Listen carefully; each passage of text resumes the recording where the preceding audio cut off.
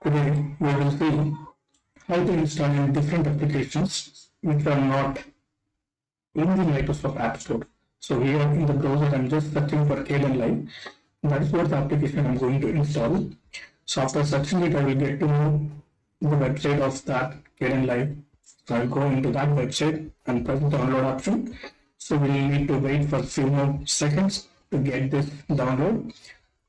So after that get downloaded, that will be stored in the download folder.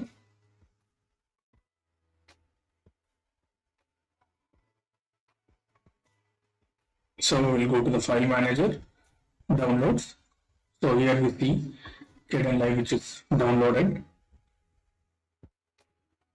So double click that one and just click next and install.